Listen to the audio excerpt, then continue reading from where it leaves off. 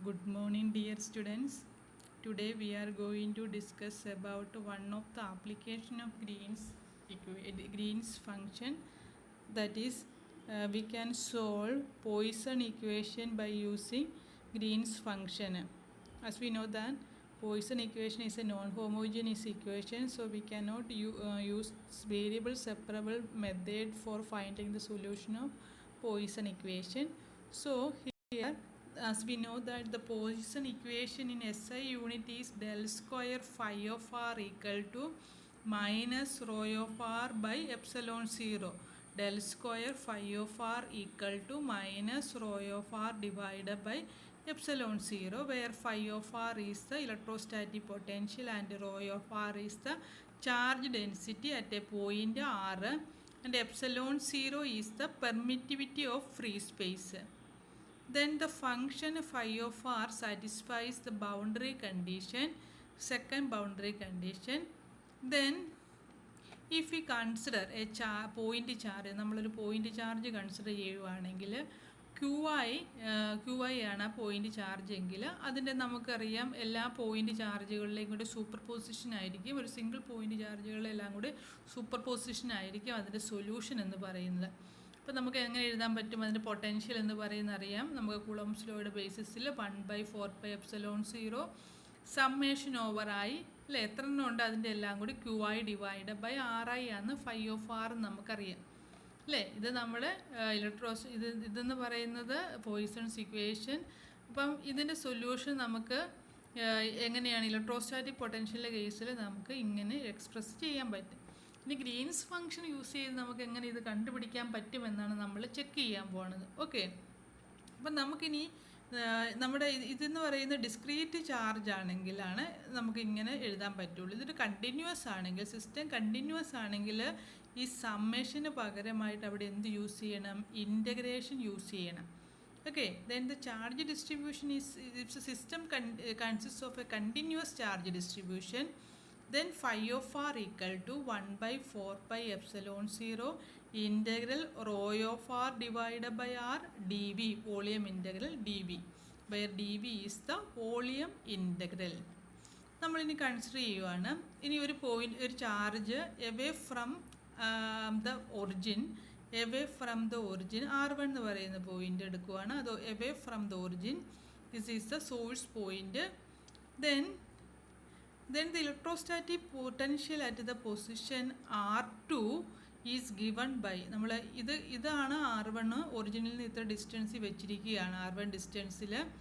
Then phi of R2 equal to എന്ത് വരും? phi of R2 equal ഈ പോയിന്റിലുള്ള equal to 1/4πε0 integral rho of R1 divide by R2 minus R1 divide by dv. ഇതാണ് അതിൻ്റെ separation എങ്കിൽ R2 modulus of R2 minus R1 എങ്കിൽ എന്ത് വരും? phi of R2 equal to 1/4πε0 integral rho of R1 divide by modulus of R2 minus R1 dv. Then the Green's function, അപ്പോൾ നമുക്കിത് equation number 4 ആയിട്ട് നമുക്ക് അവിടെ കീപ്പ് ചെയ്യാം. അപ്പോൾ ഇതായിരിക്കും അതിൻ്റെ സൊല്യൂഷൻ എന്ന് പറയുന്നത്. ക്ലിയർ ആയില്ലേ? അപ്പോൾ നമുക്ക് സൊല്യൂഷൻ കിട്ടി. Then the Green's function GR1 R2 associated with the problem, നമുക്ക് ഇക്വേഷൻ നമ്പർ 4 ആയിട്ട് ഇത് സൊല്യൂഷനായിട്ട് നമുക്ക് അവിടെ കിട്ടി.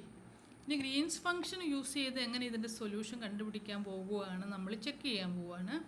നമുക്കറിയാം ഗ്രീൻസ് ഫംഗ്ഷൻ ഇങ്ങനെ ഒരു R1 R2 ഡിസ്റ്റൻസ് സെപ്പറേറ്റ് ചെയ്ത് കഴിഞ്ഞാൽ അതിൻ്റെ ഫംഗ്ഷൻ എന്ന് പറയുന്നത് എന്തായിരിക്കും? G(R1 R2) ആയിരിക്കും അല്ലേ. അപ്പം നമുക്ക് ആ പ്രോബ്ലത്തെ എങ്ങനെ ഡിഫൈൻ ചെയ്യാൻ പറ്റും? Del square G of Laplace operator of self adjoint operator of GR1 R2 എന്ന് പറയുന്നത് എന്താണ്? Minus delta of R2 minus R1 ആണെന്ന് നമുക്കറിയാം. ഗ്രീൻസ് ഫംഗ്ഷൻ്റെ പ്രോപ്പർട്ടിയാണ് അത്. ഡെൽ സ്ക്വയർ ആണ് ഇവിടെ യൂസ് ചെയ്യുന്ന ഓപ്പറേറ്റർ എങ്കിൽ G(R1 R2) equal to minus delta of R2 minus R1. ഇത് സാറ്റിസ്ഫൈ ചെയ്യുന്ന കണ്ടീഷൻ എന്ന് പറയുന്നത് ഡെൽറ്റ എങ്ങനെയായിരിക്കണം? Delta of R2 minus R1 equal to 0, where R1 equal to R2. If it is not equal then that become equal to 0.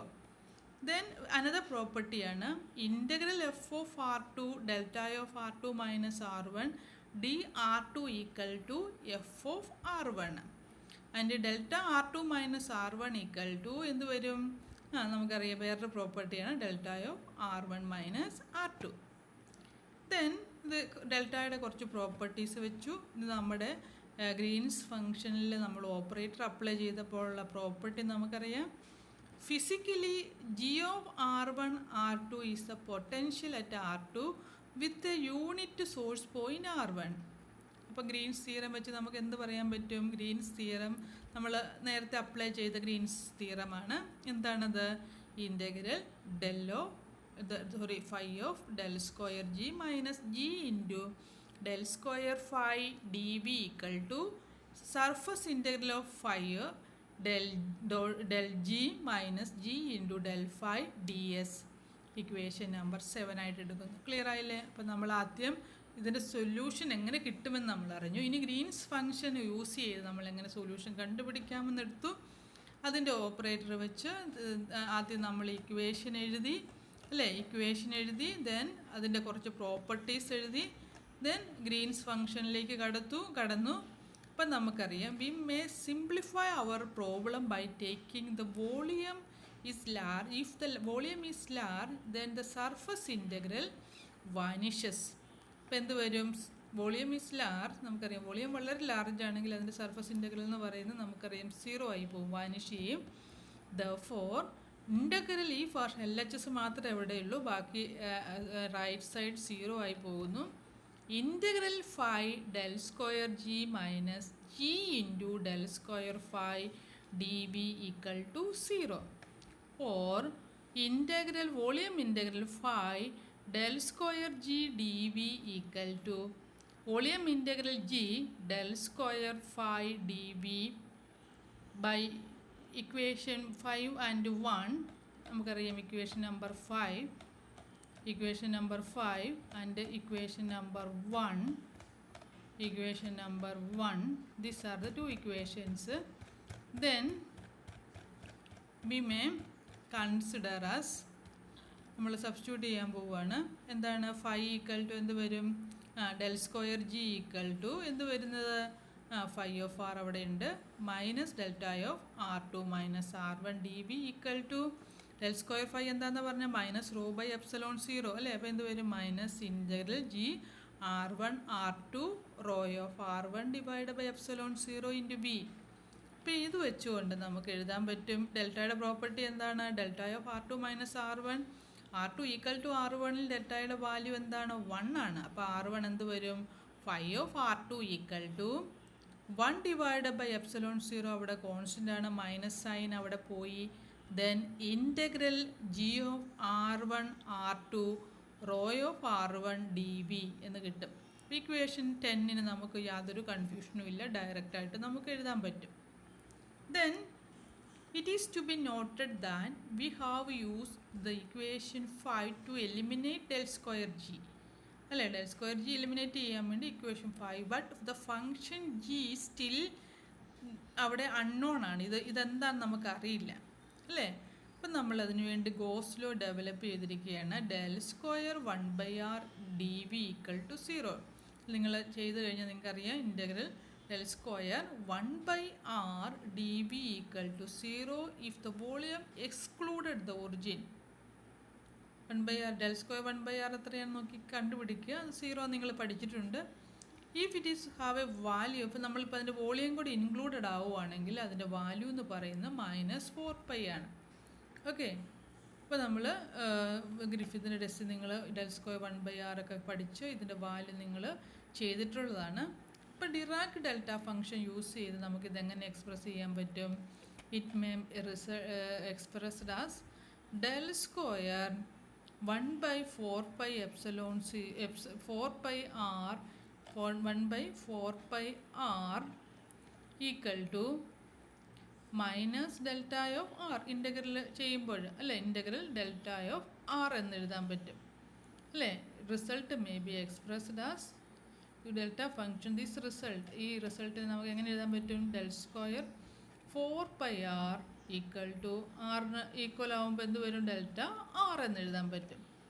Or in the case when the source point has shifted from the origin to the position R two R one, നമുക്ക് ഇതെങ്ങനെ എഴുതാൻ പറ്റും? ആറിനെ R one ആക്കുമ്പോൾ R one two equal to minus delta of R two minus R one. ഈ expression എങ്ങനെ എഴുതാൻ പറ്റും?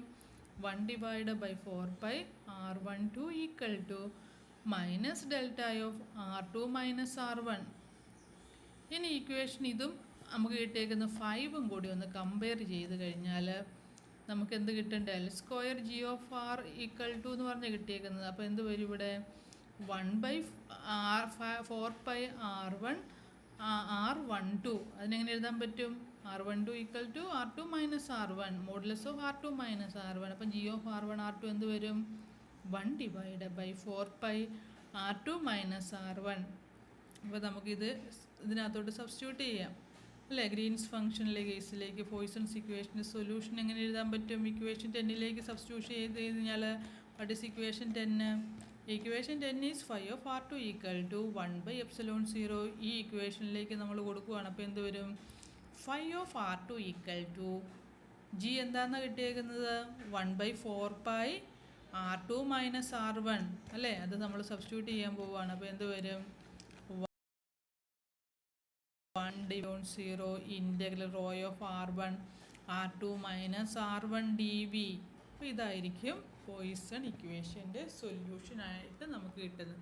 അപ്പോൾ ഗ്രീൻസ് ഫംഗ്ഷൻ യൂസ് ചെയ്ത് ഇതും നമുക്ക് കിട്ടിയേക്കുന്ന റിസൾട്ടും സെയിം ആണെന്ന് നോക്കിക്കേ അല്ലേ? അപ്പം നമുക്ക് ഗ്രീൻസ് ഫംഗ്ഷൻ യൂസ് ചെയ്തുള്ള ഇക്വേഷനാണ് നമ്മളവിടെ കണ്ടത് അല്ലേ?